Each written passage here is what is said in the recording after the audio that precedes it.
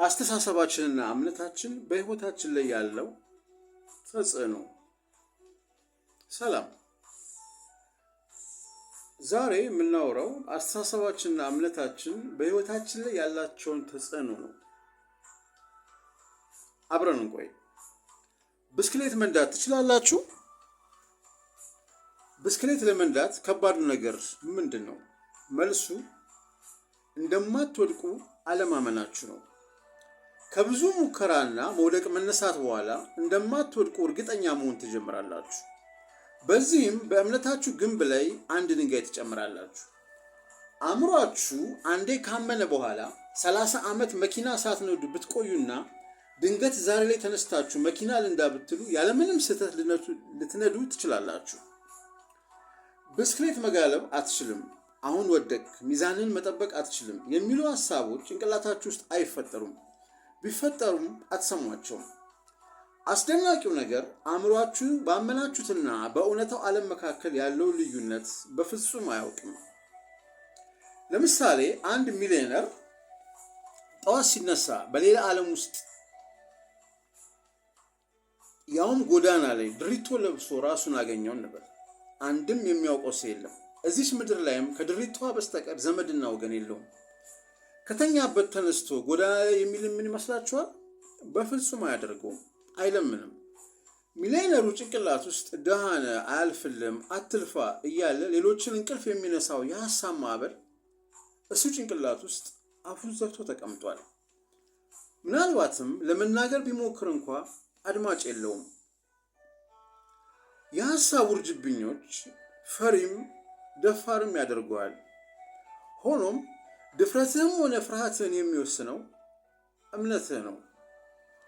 አእምሮ አንተን እንዴት በሐሳቦች እንደሚያታልል የሚያሳይ የኮዛኮችን ታሪክ እንመልከት።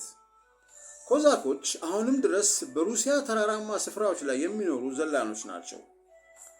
ለ60 ዓመታት ያረፈባቸው የኮሚኒስት ዱላ እንኳ በአንድ ቦታ እንዲጸኑ አላደረጋቸውም። እነዚህ ህዝቦች የዘመናዊ ሰው አኗኗር ውስጥ የሌሉ እጅግ አስደናቂ ልማዶች አሏቸው። ከነዚህ አስገራሚ ልማዶቻቸው ውስጥ ፍም እሳት ላይ የመራመድ ጥበብ አንዱ ነው። በውስጥ እግራቸውም አንድም ቁስለት ወይም መቃጠል አይደርስባቸውም። ሌሎች ሰዎች ይህንን ኃይላቸውን ከሚያመልኩት ባዕድ አምልኮ ጋር የተገናኘ አድርገው ያስባሉ።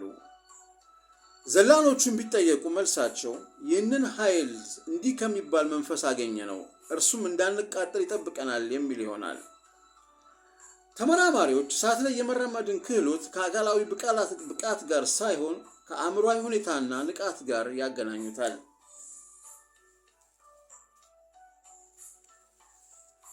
እሳቱ ላይ ከመራመድ በፊት ምንም እንደማትሆን ማመን አለብህ፣ ካልሆነ ትቃጠላለህ።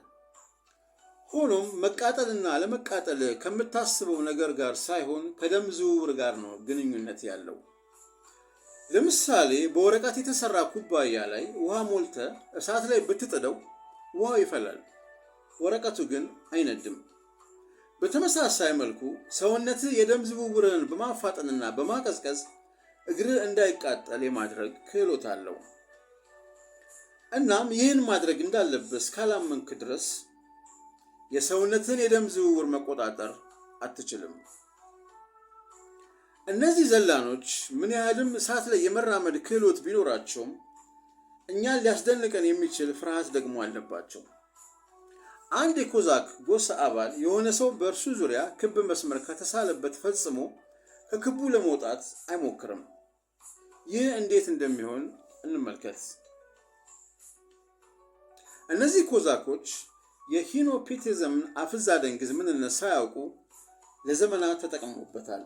ለምሳሌ ባልና ሚስት ወደ ገበያ ሲሄዱ ሕፃን ልጃቸውን ለማን ጥለው ይሄዳሉ? ለማንም። በሕፃኑ ልጅ ዙሪያ ክብ መስመር ይስሉና እስከምንመለስ ከዚህ ክብ እንዳትወጣ ይሉታል። ይሄ ለሁሉም ሕፃናት ለዘመናት ሲነገር የኖረ ነው። ሕፃኑ አካባቢውን መረዳት ከጀመረበት ቅጽበት ጀምሮ ስለዚህ ምትሃታዊ ክብ ሲሰማ ስለኖረና ሲደረግም ስለተመለከተ ክቡ መስመር ያደነዝዘዋል። በዙሪያው ከተሰመረው መስመር ለመውጣት በፍጹም አይችልም፣ አይሞክርምም። ግራ የሚያጋባ ነገር ነው። ሁሉንም ሕፃናት መስመር ብቻ ነው የከበባቸው። ነገር ግን ኮዛኮች ከዛች መስመር አንዲት ስንዝር እንኳ አይወጡም። እናትና አባት ቀኑን ሙሉ የትም ውሎ ይመጣሉ። መሽቶም ሲመለሱ ሕፃኑን እዛች ምትሃታዊ ሰርክል ውስጥ ያገኙታል። ጥያቄው የአእምሯችንና የአካላችን ግንኙነት ነው። አእምሮ አንድን ነገር ከተቀበለና ካመነ ጉዳዩ እዚያ ጋር ያበቃል። ሰውነት በጭራሽ ሊቃወመው አይችልም። ኮዛኮቹ ዕድሜያቸው ሲጨምር ይህ አስተሳሰባቸው የሚቀየር ይመስላችኋል? በፍጹም። ከዕድሜያቸው ጋር ስለ ክቡ ያላቸው እይታ አይቀየርም። በዚህ ልምምዳቸው ግራ የተጋባ ሶኮፍ የተባለ ፈላስፋና የሃይማኖት ተመራማሪ ለተንኮል በሽማግሌዎቹ የጎሳው አባላት ዙሪያ ክብ ያከባል። ሽማግሌዎቹም እንደዛ አታድርግ እያሉ ክቡን አክቦ ከመጨረሱ በፊት ሮተው ይወጣሉ። አክብቦ ከጨረሰ አበቃ፣ መውጫ የለም። ክቡ ሙሉ ካልሆነ ማምለጥ ይቻላል። ፈላስፋው ሶኮፍ ብዙ ጊዜ ሳያመልጡት ክቡን ስሎ ይጨርሳል። ሽማግሌዎቹም እንደ ሕፃናት አርፈው ይቀመጣሉ። እባክህ ክብን ስበር እያሉም ይለምኑታል። የሐሳብ ውርጅብኞች አቅማቸው የሚወሰነው የእናንተ እነሱን የማዳመጥ ሁኔታ ላይ ነው። እነዚህ ከክብ መውጣትን የሚፈሩ ዘላኖች ጭንቅላታቸውን ፍም ላይ መደነስ እንደሚቻል አሳምነውታል። በቀጣይ ስለ ፍርሃት ማዕበል ሊያስረዳን የሚችል የሕክምና ምርምርን እንመልከት። በምድራችን ላይ ከባዱና ህመም ፈጣሪው የሕክምና አይነት ምን ይመስላችኋል? ኬሞቴራፒ ይባላል። ለካንሰር በሽተኞች የሚሰጥ ሕክምና ነው።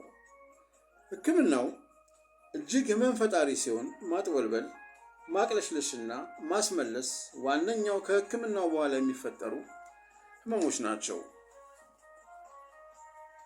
በማንቸስተር በተሰራው የካንሰር ሕክምና ጥናት መሰረት ኬሞቴራፒውን ከሚወስዱት ታማሚዎች ውስጥ 40% የሚሆኑቱ የሚያጥወለውላቸው ሕክምናውን ከወሰዱ በኋላ እንደሚያማቸው በሐኪማቸው ስለተነገራቸው ብቻ ነው።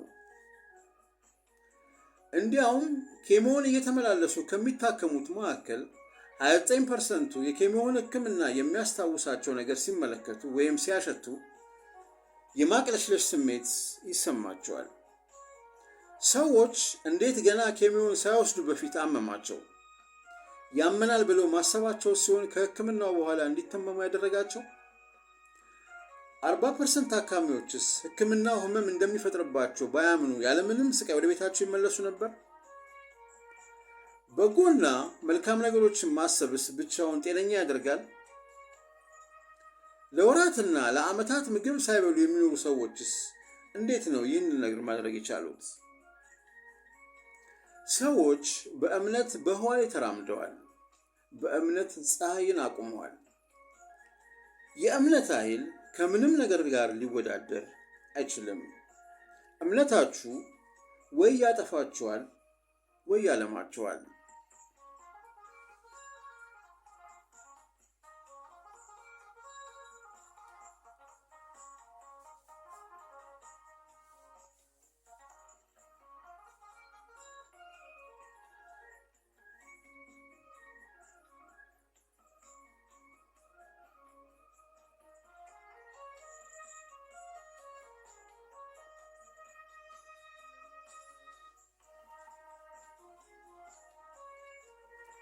በአስተሳሰባችንና በእምነታችን ዙሪያ ያዘጋጀነውን ቪዲዮ በዚሁ አበቃን። ወደፊት እንደ አስፈላጊነቱ የምንመለስበት ይሆናል። ቪዲዮውን እስከ መጨረሻው ስለተከታተላችሁ እያመሰገንን ላይክ፣ ሼር፣ ኮሜንት እና ሰብስክራይብ በማድረግ ቤተሰብ እንድትሆኑ በፍቅር ጋበዝናችሁ። በተጨማሪም የዚህ ቪዲዮ ሐሳብ ለአንድ ለምታውቁ ሰው ሊጠቅም ይችላልና ሼር አድርጉለት። መልካም ጊዜ ይሁንላችሁ። Ciao.